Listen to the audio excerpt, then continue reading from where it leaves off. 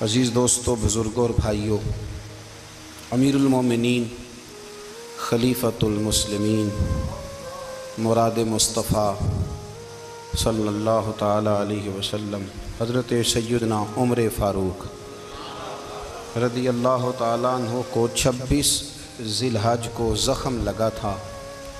قاتلانہ حملہ آپ پر کیا گیا تھا اور یکم محرم الحرام کو اسلام کے اس بطل جلیل، اس قائد، اس لیڈر اور دنیا اسلام پر اپنی سیرت کے انمٹ نقوش چھوڑنے والے اس خوبصورت انسان نے دنیا سے پردہ فرمایا۔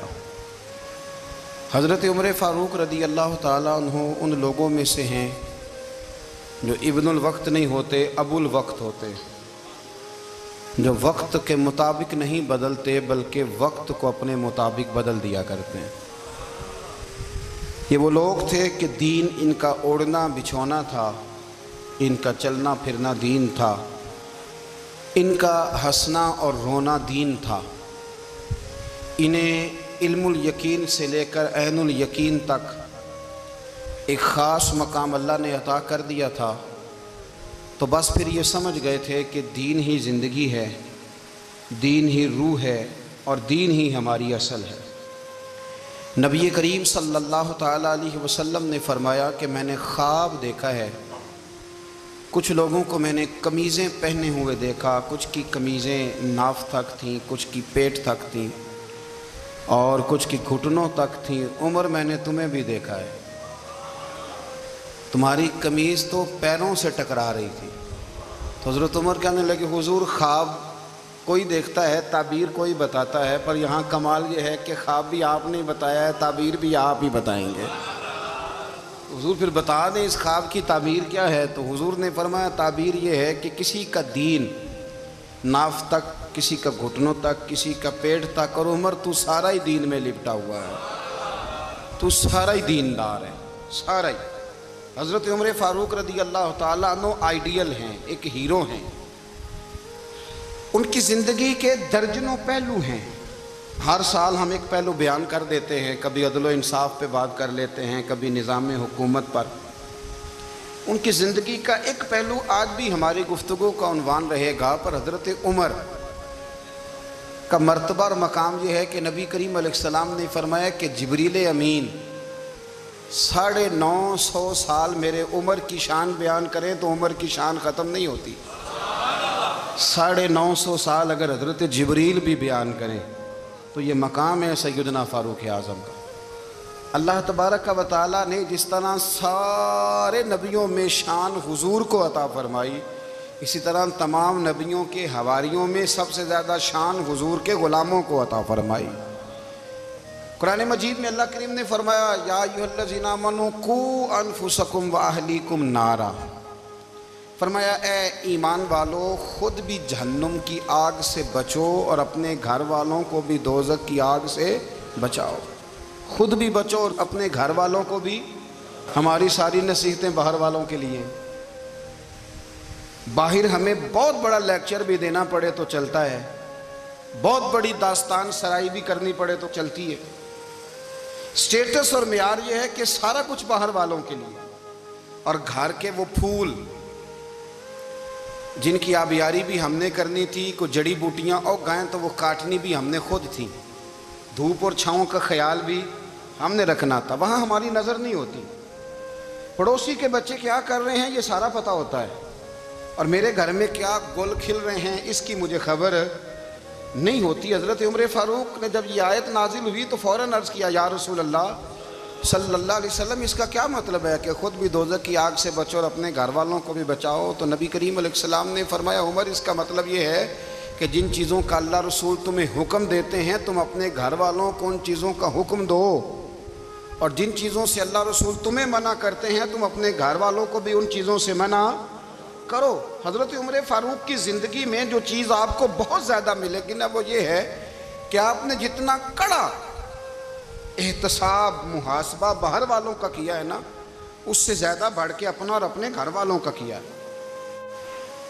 یہ بڑا عجیب معاملہ ہے کہ ہم جتنے لوگ ہیں ہمارا معیار یہ ہے کہ سامنے والا غلط ہے اور میں ٹھیک، یعنی دوسرے کا بچہ گلی میں نظر آ جائے تو اس کی غلطیاں نکلنی شروع ہو جائیں گی، اور میرا بچہ سارا شہر گھوم آئے ایک ٹائر پہ موٹر سائیکل پہ، تو ہم کہتے ہیں کہ ابھی بچہ ہے، انشاءاللہ سیانا ہو جائے گا۔ اگر ابا جی آج تک سیانے نہیں ہوئے کہ اس کو سمجھا لیں، تو پھر بیٹے کا سیانا ہونا تو ہو سکتا ہے کہ وہ 60-70 سال لگ ہی جائیں۔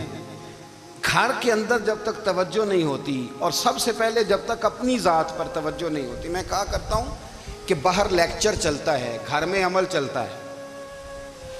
لیکچر باہر چلتا ہے، گھر کے اندر عمل چلے گا۔ باہر تو آپ نے کہہ دیا نماز پڑھا کرو، ختم ہو گئی بات، لیکن گھر میں بچے نماز تب پڑھیں گے جب ان کے والد نماز پڑھیں گے۔ گھر میں کہہ دیا پردہ کرو، پر گھر میں بچیاں پردہ تب کریں گی جب ان کی اماں پردہ کرے گی۔ گھر کے اندر عمل چلتا ہے، باہر تو چلو بات بھی چل جاتی ہے۔ تو والد کا جب تک کردار بچے نہیں دیکھتے جب تک، اتنی دیر تک ان کا تبدیل ہونا ممکن نہیں ہوتا۔ حضرت عمر فاروق رضی اللہ تعالیٰ عنہ نا باہر والوں کا بھی بڑا سخت حساب کرتے تھے۔ بڑا ایک گورنر صاحب نے لباس بڑا شاندار پہننا شروع کر دیا تھا، تو حضرت عمر نے اتروا کے نا تو انہیں ٹاٹ کا لباس پہنا کے تو اونٹ چرانے کی ڈیوٹی دے دی تھی۔ اتنا سخت احتساب کرتے۔ کسائی کی دکان پر بھی 1-2 گھنٹے کھڑے ہوتے تھے۔ جو آدمی مسلسل 2 دن گوشت خریدتا تھا نا، فرماتے تھے اس کا ٹیکس بڑھا دو، لوگوں کو دال نہیں مل رہی اور یہ روز گوشت کھاتا ہے۔ حضرت فاروق اعظم، اس کو جزیہ کہا جاتا تھا، یا کچھ اور معاملات ہوتے تو بڑھا دیتے تھے۔ مسلسل جو 2 دن آدمی گوشت کھاتا تھا، فرماتے تھے مدینے میں غربت ہے، اگر یہ والا نظام تم کرو گے تو غریب لوگ کس کی طرف دیکھیں گے۔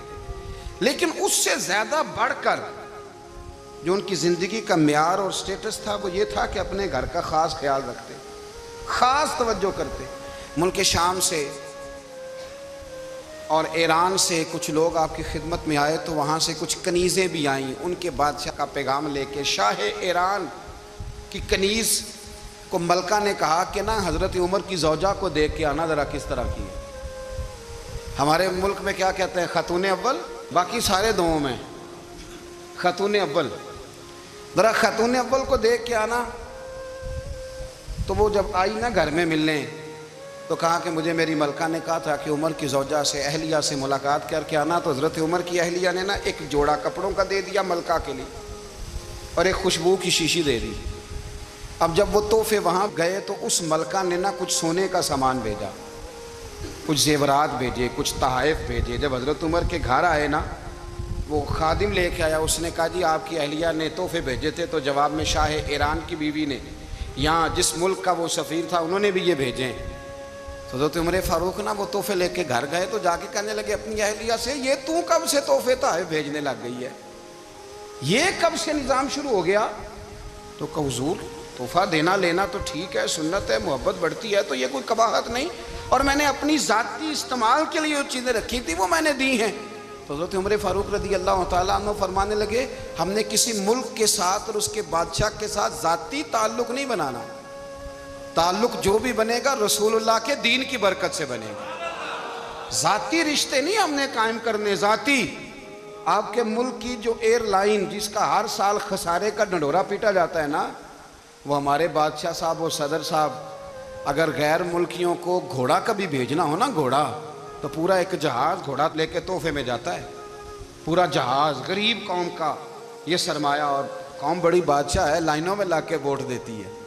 2 کام ہمیشہ لائن میں لگ کے کرنے، ایک بل لائن میں لگ کے جمع کرانا ہے، اور ایک ووٹ لائن میں لگ کے، تاکہ پھر پورے 5 سال لائن میں ہی لگے رہیں۔ مرضی سے آپ ووٹ دینا، پر جو بات درست ہے اس کو سنو۔ حضرت عمر فاروق رضی اللہ تعالیٰ عنہ نے اپنی اہلیہ سے پوچھا کتنے کا تھا وہ تیرا جوڑا اور خوشبو کی شیشی؟ انہوں نے کہا 3 دینار کی۔ فرمایا یہ 3 دینار تیرے، اور باقی جو تحفے آئے ہیں وہ تو خود کہہ، چونکہ اس نے تیرے نام بھیجے ہیں، تو کہہ کہ میں مال غنیمت میں دیتی ہوں، تو کہہ میں مسلمانوں کو کہہ۔ تو زوجہ ہنس پڑی، کہنے لگی میں نام بھی کہوں تو مجھے کہنا تو پڑے گا ہی، کہنا تو میں نے ہے ہی، کیونکہ سامنے عمر فاروق ہیں، لہذا فرمایا کہہ دیتی ہوں میں نے دیا خزانے کو۔ حضرت عمر نے جمع کرا لیا۔ میں یہ کیا بات ہوں، میرے گھر والے جو مرضی کریں، ان کا معیار زندگی جس طرح کا مرضی ہو۔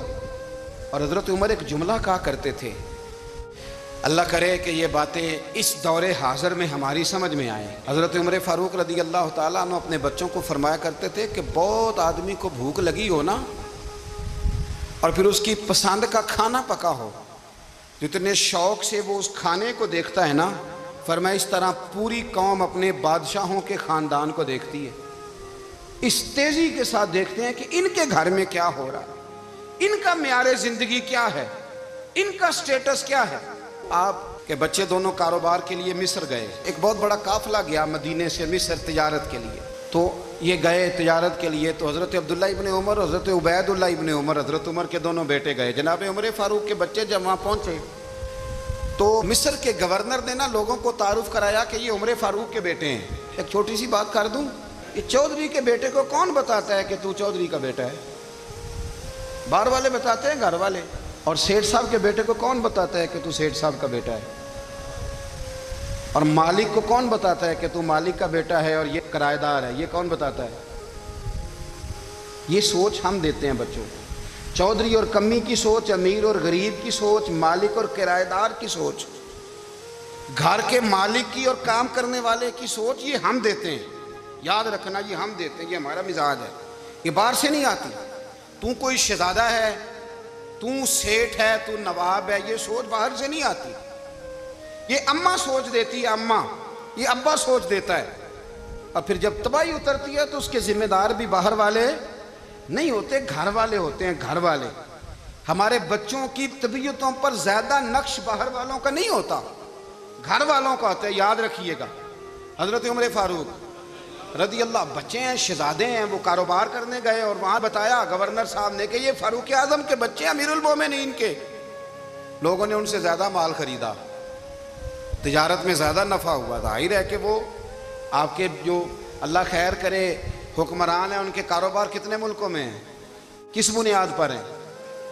وہ صرف اس بنیاد پر کہ وہ حکمران رہے، ان کے لیے آسان تھا بڑے لوگوں سے تعلقات بنانا۔ حضرت عمر فاروق رضی اللہ تعالیٰ عنہ کے بچے ڈھیروں مال کما کے جب واپس آئے نا، تو حضرت عمر سے آ کے بچوں نے بطور محبت کا، ابا جی اللہ نے بڑا ہی فضل کیا ہے، بڑا مال کمایا الحمدللہ، یہ دیکھیں کتنا نوازا ہے۔ تو حضرت عمر کہنے لگے سارے قافلے نے اتنا ہی کمایا ہے؟ سارے قافلے نے اتنا ہی کمایا ہے؟ کہ حضور نہیں، سارے قافلے نے اتنا نہیں کمایا، سب کو اتنا نہیں ملا۔ وہ تو وہاں گورنر صاحب نے لوگوں کو تعارف کرایا تھا کہ یہ عمر کے بچے ہیں، تو لوگوں نے پھر ہم سے بڑا ہی خریدا۔ تو حضرت عمر فرمانے لگے ٹھیک ہو گیا، میں بات سمجھ گیا، اس طرح کرو، جو تمہاری اصل زر تھی نا، جو راز تھی، وہ رکھ لو، اور باقی سارا مال مال خزانہ میں جمع کرا دو، اس لیے کہ یہ تم نے تجارت نہیں کی، یہ تم نے اپنے باپ کا نام بیچا ہے، یہ تم نے امیر المومنین کے بیٹے ہونے کا فائدہ اٹھایا ہے۔ فرمایا یہ تمہارا نہیں حق، یہ مسلمانوں کا ہے، اس لیے کہ یہ مال تم نے محنت سے نہیں کمایا، یہ باپ کی کرسی کا فائدہ اٹھایا ہے۔ اور فرمایا اگر تم نے مال جمع نہ کرایا تو میں مال بھی لے لوں گا زبردستی اور کوڑے بھی ماروں گا، ڈبل سزا دوں گا، مرضی سے جمع کراؤ گے تو کوڑوں سے بچ جاؤ گے۔ بڑے بیٹے نے تو جمع کرا دیا، تو چھوٹا تھوڑا پریشان ہوا، تو حضرت عبداللہ ابن عمر چھوٹے بھائی کا ماتھا چوم کے کہنے لگے بیٹے چپ کر کے جمع کرا، یہاں بھی فخر کر کے ہم عمر کے بیٹے ہیں، اور قیامت میں بھی فخر کریں گے کہ ہم فاروق اعظم کے بیٹے ہیں۔ یہاں بھی ناز کریں گے اور وہاں بھی ناز کریں گے کہ عمر کے بچے ہیں۔ ہمارے باپ نے خود بھی حلال ہی کھایا ہے، اور جب ہماری کمانے کی باری آئی ہے تو ہمیں حکم بھی حلال کھانے کا دیا ہے۔ بھائی ہمارا مزاج نہیں، بچہ جب لے کے آتا ہے 2 لاکھ روپیہ تو کبھی پوچھے کہاں سے آیا ہے؟ جب وہ پہلے دن غلط دوستوں کے پاس جا کے بیٹھتا ہے تو کبھی نکالا ہے گھر سے اسے؟ یہ بہت سارے خمیازے ہمیں اس لیے بھگتنے پڑتے ہیں کہ ہم ابتدا میں سوراخ بند نہیں کرتے، جب اس میں شگاف پڑ جاتا ہے، سیلاب آتا ہے تو ہمیں ہوش آتی ہے۔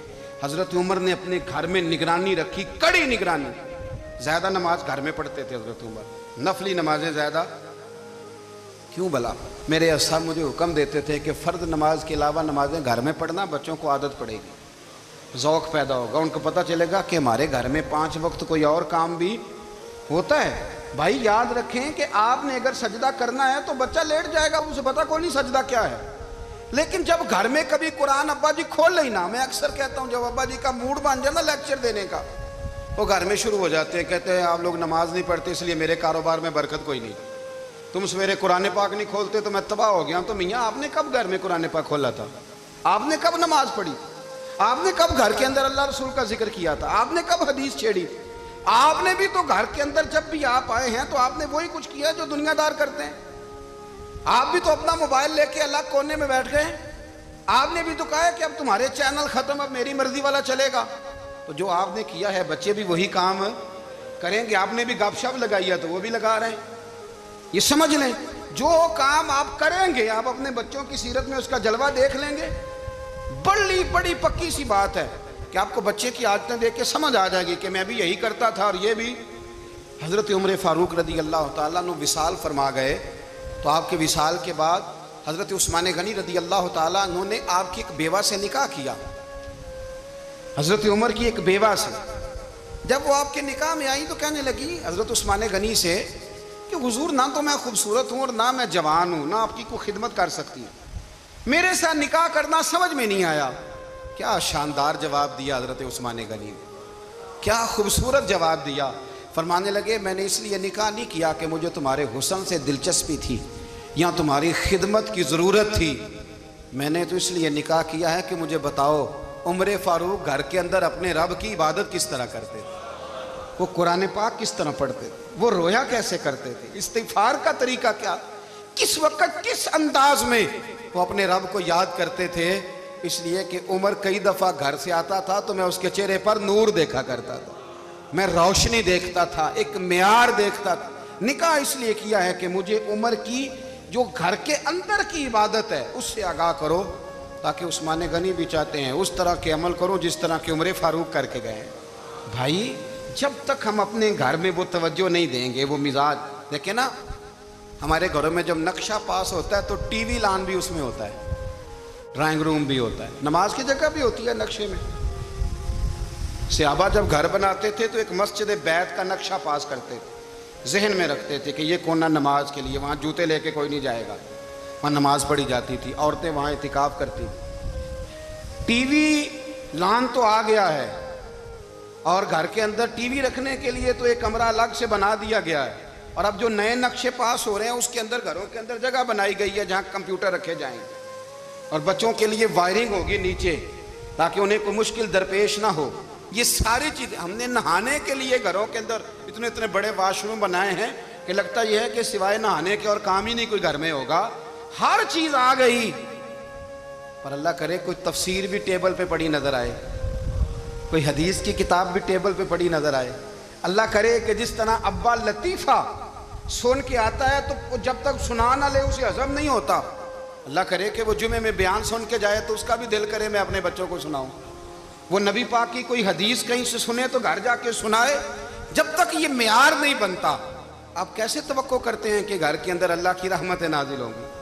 آپ یہ کیسے توقع کرتے ہیں کہ گھر کے اندر وہ معیار اور وہ مزاج بنے گا؟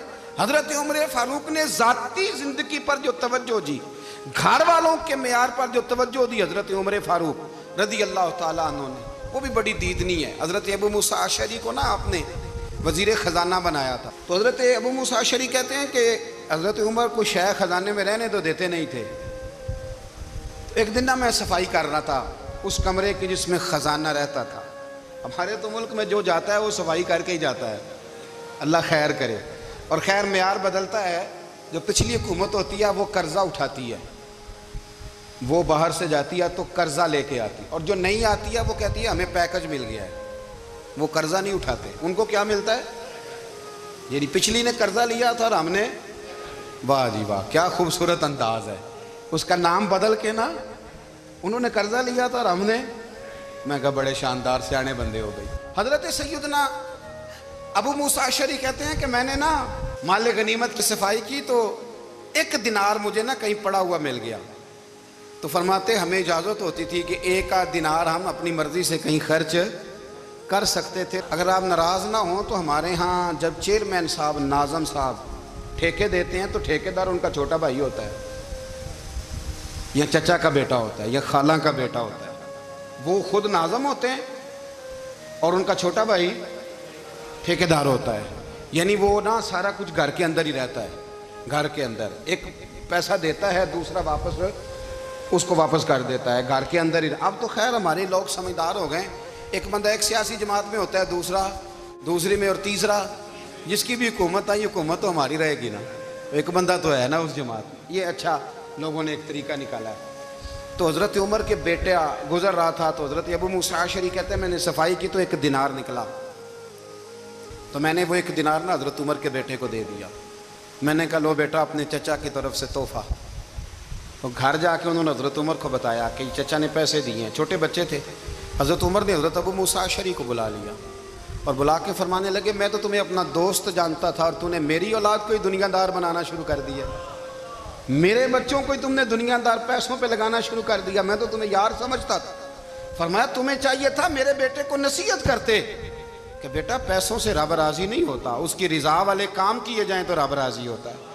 اور فرمایا تمہیں کوئی اور گھر نہیں ملا تھا تباہ کرنے کے لیے، میرا ہی گھر ملا تھا، اٹھاؤ اپنا دینار اور خبردار آج کے بعد میرے بچوں کے ساتھ یہ والی نیکی نہ کرنا۔ اور ہمارا کیا سٹیٹس ہے، دوستی ہے ہی اس سے جو تحفے زیادہ دے، جو بچوں کو خراب کرنے میں مدد زیادہ کرے اس کے ساتھ یہ رہنا۔ حضرت عمر نے گھر پہ اور سب سے بڑھ کر اپنی ذات پہ توجہ کی۔ حضرت ابو مالک رضی اللہ تعالیٰ عنہ کہتے ہیں میں عمر کے پیچھے پیچھے ایک باغ میں گیا، اکثر اس باغ میں جایا کرتے تھے، اور عمر جا کے نا تو درخت کے نیچے بیٹھ گئے اور فرمانے لگے او امیر المومنین اللہ سے ڈر جا، ورنہ جس رب نے حکومت دی ہے وہ عذاب بھی بڑا دے گا، ڈر جا رب سے۔ کبھی ساری زندگی حضرت عمر نے اپنا کوئی تعارف نہیں کرایا، کبھی نہیں۔ ایک بندے نے آپ کے سامنے تعریف کر دی آپ کی تو فرمانے لگے تو خود بھی ہلاک ہوا اور مجھے بھی ہلاک کر دیا، کیا ضرورت پڑی ہے میری تعریفیں کرنے کی، اتنی دیر میری تعریف میں لگائی، اللہ کا ذکر کرتا رب تجھے ثواب دیتا، حضور پہ درود پڑھتا تو رب تیرے اوپر رحمتیں نازل کرتا، کس چکر میں ہے؟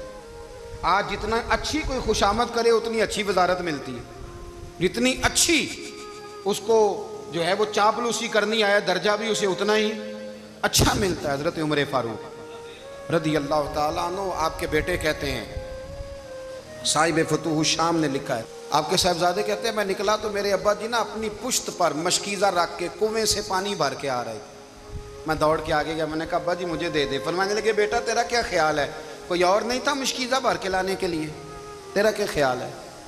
کہا ابا جی بڑے لوگ تھے پر آپ کیوں اٹھا رہے ہیں؟ فرمانے لگے نفس نا ذرا میرا بڑا ہو گیا تھا، اسے ذرا ذلیل کر رہا ہوں، ذرا اپنا محاسبہ کر رہا ہوں، یہ مجھے کہہ رہا تھا تو بڑی چیز ہے، تو میں نا ابھی مشکیزہ گھر رکھ کے آؤں گا، پھر تیری ماں نے مجھے کہا ہے کہ گھر میں لکڑیاں کوئی نہیں جلانے کے لیے، پھر میں جنگل سے لکڑیاں کاٹ کے لاؤں گا، امیر المومنین بن کے نا تو میرا نفس تھوڑا بڑا ہو گیا۔ اب یقین کریں ہمارا آزما خراب ہو جاتا ہے جب تک ہمارا تعارف صحیح نہ ہو، ہمارا تعارف ٹھیک نہ ہو، میں یہ ہوتا ہوں میں وہ ہوتا ہوں، چھوڑ مٹی دیں تے مٹی رہنا ہی، مٹی دیں تے مٹی دیں تے مٹی رہنا ہی، ایویں کادی بلے بلے اج مٹی دے اتے بندیا تے کل مٹی دے تھلے، مٹی دیں تے مٹی رہنا ہی، کادی بلے، مجھے پوچھ لو مجھے جان لو میرا نام لے لو، میں بھی آیا ہوں، میں بھی ہوتا ہوں، میرا بھی یہ تذکرہ ہے۔ جس کو اپنا تعارف کرانا پڑ گیا اس سے بھی زیادہ کمزور کوئی ہے، فوٹو میں دکھاتا پھرتا ہے فلانے کے ساتھ فوٹو فلانے، تو کمزور بندہ یہ کام کر۔ حضرت عمر فاروق اللہ اکبر، حضرت عمر جیسا بندہ 24 لاکھ مربع میل کا حکمران، اور شاہ روم کو خط لکھ کے کہتا ہے میں منت نہیں کرتا میں حکم دیتا ہوں، اتنا تگڑا بندہ۔ جنگ قادسیہ کے لیے حضرت سعد بن ابی وقاص کو بھیجا، فتوح الشام پڑھ کے دیکھیں، حضرت عمر بڑے پریشان ہیں، اتنے دن ہو گئے کوئی رپورٹ ہی نہیں آئی، اب تو موبائل ہے نا، ایک منٹ کی رپورٹ لیں آپ، بلکہ آپ 1 منٹ کی فوٹو لیں، آپ رپورٹ تو دور رہ گئی۔ حضرت عمر فاروق رضی اللہ تعالیٰ عنہ بڑے پریشان ہیں کہ قادسیہ میں حضرت سعد بن ابی وقاص کے ساتھ لوگ جہاد کرنے گئے، رپورٹ کوئی نہیں آ رہی، اتنے پریشان تھے کہ باہر نکل کے نا اس رستے پہ بیٹھ جاتے جو رستہ قادسیہ کی طرف سے آتا تھا، جو بھی آتا جاتا پوچھتے جنگ کے کیا حالات ہیں۔ ادھر جب اللہ نے فتح دے دی نا تو حضرت سعد بن ابی وقاص رضی اللہ تعالیٰ عنہ نے نا ایک قاصد کو خط دے کے بھیجا، کہنے لگے عمر کے پاس جاؤ، انہیں اطلاع دو کہ الحمدللہ اللہ نے اسلام کو فتح عطا کر دی۔ یہ حضرت عمر کو جا کے دینا، وہ بڑے پریشان ہوں گے۔ وہ جو اس زمانے میں اس طرح ہوتا تھا کہ کئی دور دور سے صحابہ جو دوسرے شہروں کے ملکوں کے رہنے والے ہوتے تھے وہ بھی آ کے شامل ہو جاتے تھے جہاد میں، کوئی 1 دفعہ مدینے آیا، کوئی 2 دفعہ آیا، پھر اپنے اپنے علاقوں میں بہت سارے لوگوں نے زیادہ دفعہ حضرت عمر کو دیکھا بھی نہیں تھا، وہ جو قاصد خط لے کے آیا تھا نا، اس نے ایک آدھ دفعہ دیکھا تھا، حضرت عمر بوڑھے ہو گئے، وہ پہچانتا نہیں تھا، ادھر سے وہ خط لے کے آ گیا۔ حضرت عمر مدینے سے باہر نکل کے اس روڈ پہ بیٹھے تھے جو قادسیہ سے آتا تھا، اس آدمی کو آتے دیکھا تو حضرت عمر اٹھ کے کھڑے ہو گئے، فرمانے لگے قادسیہ سے آ رہے ہو؟ وہ کیا کہتا ہے؟ پھٹے پرانے کپڑے، ٹوٹے ہوئے جوتے، سر پہ پرانی پگڑی، کہنے لگے غلام مدینے کے رہنے والے ہو؟ حضرت عمر کہنے لگے ہاں مدینے کا ہوں۔ کہا میں قادسیہ سے آیا ہوں، الحمدللہ اللہ نے اسلام کو فتح دے دی ہے، الحمدللہ کفر کی کمر ٹوٹ گئی ہے۔ اس نے یہ بات کر کے تو گھوڑے کو ایڑی لگائی، گھوڑا دوڑنے لگا مدینے کے، حضرت عمر بھی ساتھ ساتھ دوڑ رہے، فرمانے لگے اچھا بتاؤ خالد بن ولید کا کیا حال ہے؟ تھوڑا آگے جا کے فرمانے لگے اسامہ بن زید کیسے ہے؟ وہ کہتے ہیں ٹھیک ہے۔ پھر اس نے اور گھوڑا، عمر ساتھ ساتھ دوڑ رہے ہیں، ساتھ ساتھ 24 لاکھ مربع میل کا حکمران، ایک جوتا پیر سے نکل گیا، عمر دوڑ رہے ہیں۔ آگے جا کے پوچھتے ہیں سعد بن ابی وقاص کا کیا حال ہے؟ کہا حضور وہ بھی ٹھیک ہے۔ کتنے لوگ میرے شہید ہو گئے مسلمانوں میں سے؟ کہنے لگا صحیح گنتی کا نہیں پتا، یہ لفظ ادا ہوتے ہوتے مدینے کی سرحد آ گئی۔ لوگوں نے عمر کو گھوڑے کے ساتھ دوڑتے دیکھا تو کہا امیر المومنین کیوں دوڑ رہے ہیں؟ وہ غلام چھلانگ لگا کے نیچے آیا، قدموں میں بیٹھ گیا، کہنے لگا حضور آپ نے بتایا ہی نہیں آپ امیر المومنین ہیں۔ آپ فرمانے لگے کیا بتاتا؟ میں تو اونٹ چرانے والے کا پتر ہوں، کیا بتاتا؟ وہ عمر ہوں جس نے اپنے گناہوں کا حساب دینا ہے، کیا بتاتا؟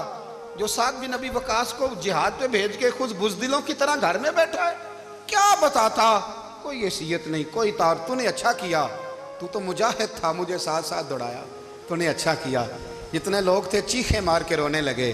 حضرت فاروق اعظم سے کہنے لگے عمر جب تک تیرے جلوے رہیں گے اللہ کامیابیاں ہی عطا فرمائے گا، جب تک تیرا رنگ رہے گا اللہ تعالیٰ نوازتا ہی رہے گا۔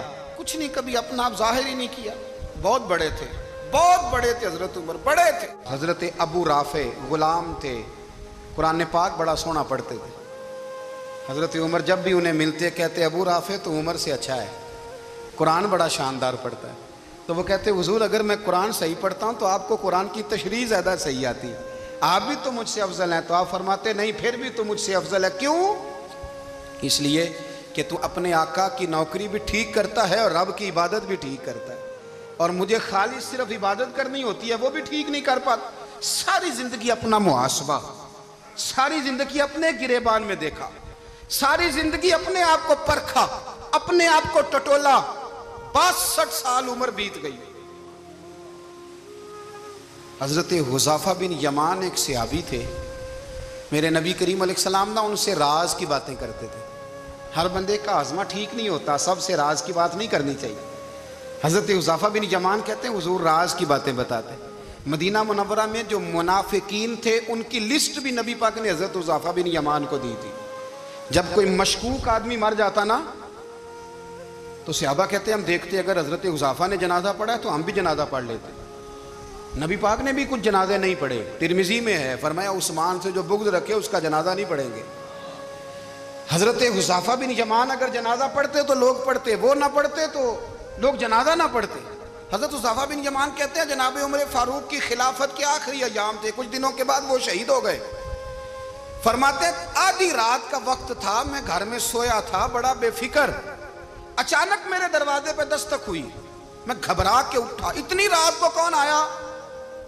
کہتے ہیں قربان جاؤں، دروازے پہ گیا تو امیر المومنین فاروق اعظم دروازے پہ۔ میں نے کہا عمر کوئی حکم تھا تو مجھے بلا لیتے۔ کہنے لگے میں نا امیر بن کے نہیں آیا، تیرا ویر بن کے آیا ہوں۔ امیر المومنین کی حیثیت سے سرکاری کام سے بلاتا تو وہاں بلاتا، مجھے ایک ذاتی کام پڑ گیا۔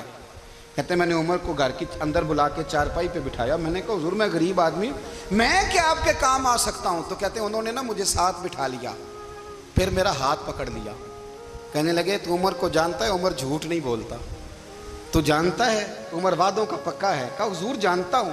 کہا میں اس وقت آیا ہوں جب دیکھ بھی کوئی نہیں رہا۔ حضرت حذیفہ بن یمان کہتے ہیں پریشان ہو گیا، حضور پہلیاں نہ بجھوائے، مہربانی کریں بتائیں کدھر آئے ہیں؟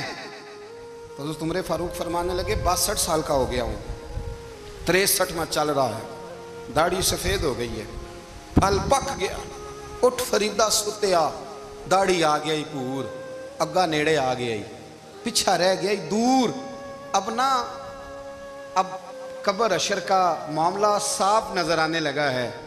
کہا حضور مجھ سے کیا چاہتے ہیں؟ حضرت عمر رو پڑے, کہنے لگے آج میں عشاء کے بعد نکلا ہوں تو نبی پاک کے صحابہ مجھے نیک کہہ رہے تھے, پھر میں نے بچوں کی ماں سے اور بچوں سے بھی پوچھا ہے, وہ بھی مجھ سے راضی ہیں, پر حذیفہ تیرے ساتھ نبی پاک راز کی باتیں کرتے تھے, سچ بتا کہیں عمر کا نام منافقوں میں شامل تو نہیں؟ سچ بتا ان منافقین میں تو شامل نہیں, کہیں اوپر سے تو نہیں سارا کچھ؟ حضرت حذیفہ بن یمان کہتے ہیں میں باپ کے مرنے پہ اتنا نہیں رویا جتنا عمر کے سوال پہ رویا. میں قدموں میں بیٹھ گیا, میں نے کہا نہیں عمر یہ تو میں نے نہیں سنا, لیکن یہ میں نے نبی پاک سے ضرور سنا ہے کہ میرے بعد اگر کوئی نبی ہوتا تو عمر ابن خطاب ہوتا. یہ میں نے اپنے کانوں سے سنا ہے کہ عمر جس گلی سے گزرے شیطان رستہ بدل جاتا ہے. یہ میں نے اپنے کانوں سے سنا ہے کہ 950 سال حضرت جبریل جناب عمر کی شان بیان کریں تو پھر بھی بیان نہیں ہو سکتا. یہ میں نے ضرور سنا. دوستو ساری زندگی حضرت عمر نے اگر دوسروں کا محاسبہ کیا تو اپنا اور اپنے بچوں کا بھی کڑا خیال رکھا, اپنی ذات پر بڑی توجہ دی. جو لوگ اپنا بھول جاتے ہیں نا, ہمیں اپنی صحت کا بڑا خیال ہے لیکن اپنی روحانی زندگی کا کوئی خیال نہیں ہے, قلبی زندگی کا کوئی تصور نہیں ہے. آپ یقین کریں موٹا آدمی کمزور ہونے کے لیے جدوجہد کر رہا ہے, کمزور طاقتور ہونے کے لیے, لیکن جس کو کتنے دن بیت گئے اللہ رسول کی یاد میں رویا ہی نہیں, کتنے دن بیت گئے نہ سننے کو دل ہی نہیں چاہا, جسے مہینوں بیت گئے اور قرآن پاک کی طرف نظر ہی نہیں گئی, وہ فکر مند ہی نہیں. زندگی زندہ دلی کا نام ہے, مردہ دل کیا خاک جیا کرتے ہیں. بھائی حضرت عمر کی زندگی دور حاضر میں ہمیں یہ سبق دیتی ہے کہ کڑی نگرانی رکھو اپنے پودوں کی, کڑا خیال رکھو اپنے ذاتی باغ کا, اور یہ جو تمہارے دل کی دنیا ہے یہ تمہاری روح کی زندگی ہے, اس کا محاسبہ کرتے رہو. نبی کریم علیہ السلام نے فرمایا اپنا حساب خود کر لو قبل اس کے کہ تمہارا حساب کیا جائے. اپنا حساب, ہم ساری دنیا کا حساب کرتے پھرتے ہیں, کوئی کہاں سے کماتا ہے کہاں کھاتا ہے, پر اپنا حساب حضور نے فرمایا حساب کر لو قبل اس سے کہ تمہارا حساب. مولا علی فرماتے ہیں نماز پڑھ لو قبل اس کے کہ تمہاری نماز پڑھی جائے. اپنا محاسبہ کریں, تھوڑا سا نا اوپر دائیں بائیں دیکھنے کی بجائے تھوڑی سی گردن جھکا کے نا, درویش کہتے ہیں برے بندے نو میں لبن ٹریا تے جگ تے ملیا نہ کوئی, اپنے اندر چاہتی پائی تے میتھوں برا نہ کوئی. تھوڑی سی اپنی طرف توجہ دیں. ہم نا بے چین وقت گزار رہے ہیں, بے قرار ہیں, بے سکون ہیں. سبب یہ ہے کہ ہم نے نا اپنا حساب کرنا چھوڑ دیا ہے. حساب کرو گے, بے حساب تو بندہ روٹی کھا لے تو بیمار ہو جاتا ہے, اور اگر زندگی بے حساب گزرے, گناہوں کا حساب ہی نہ کیا جائے, تقوی کی طرف توجہ ہی نہ کی جائے, تو پھر زندگی دشوار ہو جاتی ہے. ہمیشہ مدحت خیر الانام میں گزرے.